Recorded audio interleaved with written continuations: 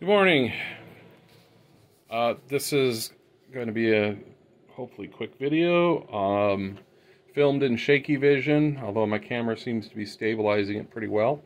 This is a video about the failure mode of a Ryobi four-cycle blower that I found on the street, and how I fixed it.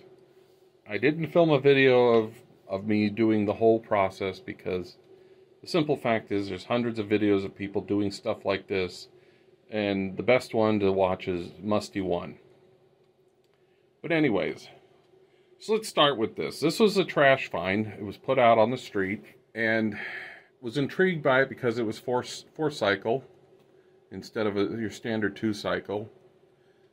I brought it back, attempted to start it with starting fluid, couldn't get it to start, wasn't even sure if it had spark, but I decided, I just kind of slowly got into it, and I'll explain all the things I found wrong with it. And I'm sure it appears the person who had it tried to get it working, but they were dealing with multiple issues and their own incompetence and their laziness and their just more money than brains. This neighborhood was a pretty well-to-do neighborhood. So first thing is, it was almost out of oil. There was about, you have to put oil in these, and it holds about 4 ounces of oil. I couldn't find any information on how much oil it held. I just could find information that said how much you fill it, how far you fill it, and after I drained out what little oil was in it, I carefully filled it, and it seems like it's about 4 ounces, maybe slightly less. Next thing is the carburetor. This is the carburetor, the original carburetor. It was totally clogged. I took it apart probably about a dozen times trying to clean it, and I found almost every part of it was filled with crystallized gasoline, or just like really thick varnish type material from gasoline that was really, really old. And while I was able to finally, after many tries, get it so that when you press the priming bulb, gas would circulate through it, I could never get it to start with anything other than starting fluid. So I found out, yes, it was working, but it wouldn't work unless you ran starter fluid, and it only ran for a few seconds, if that.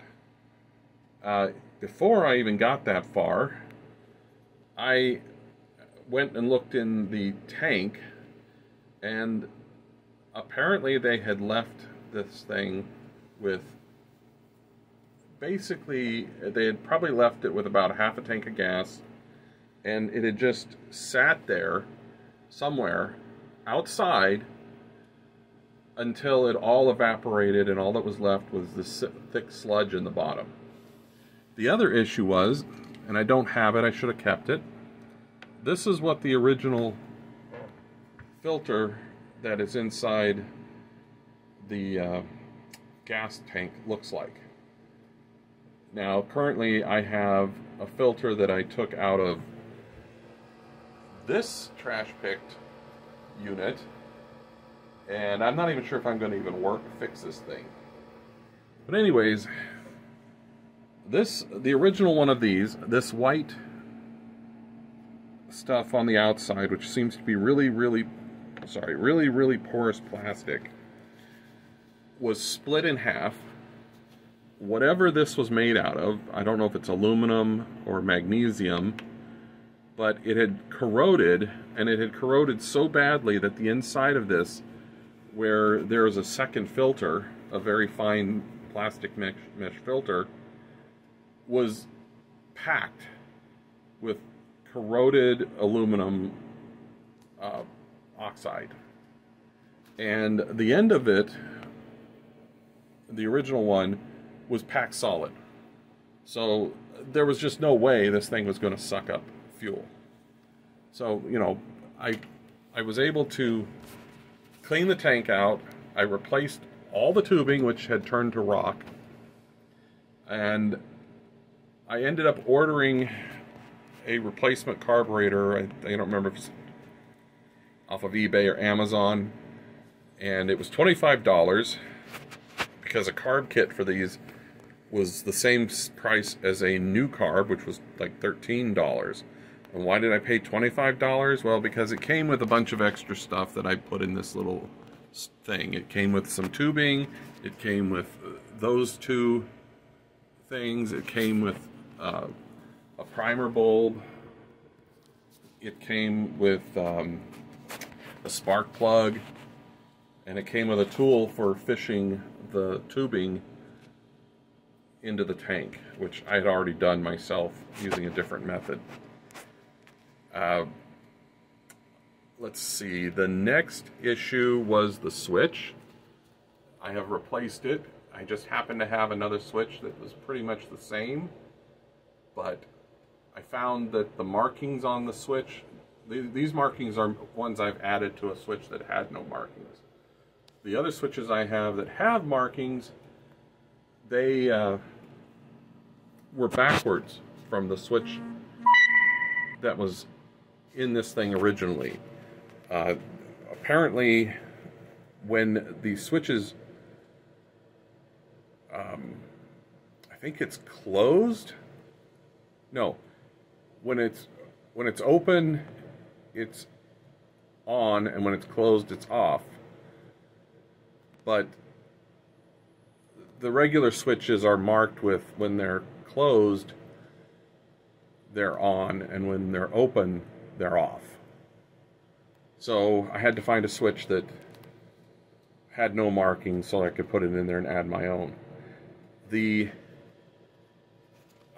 cable for the trigger was a little bit stuck, so I had to put some silicone lubricant down it, and then I had to add these two screws because when you pulled the throttle and you let go, it wouldn't come, even though this is very heavily spring loaded, it wouldn't come all the way back. So I had to give it a little assist.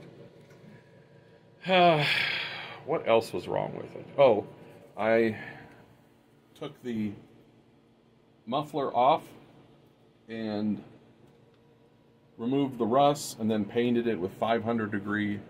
Well, first I treated it with rust reformer, and then I painted it with 500 degree paint. And the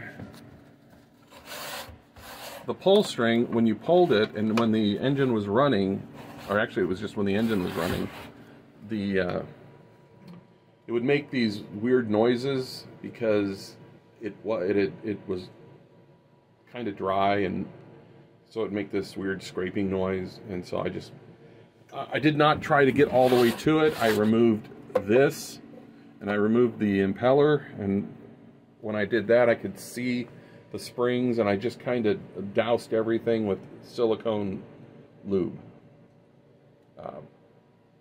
Because basically the liquid that it's in evaporates and it leaves behind a film of lubricant.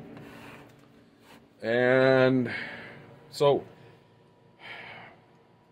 what I found is, what I deduced from working on this, is that this thing had been left outside. I don't know if it was left outside because it failed, or it was left outside because the people who owned it didn't give a rat's ass.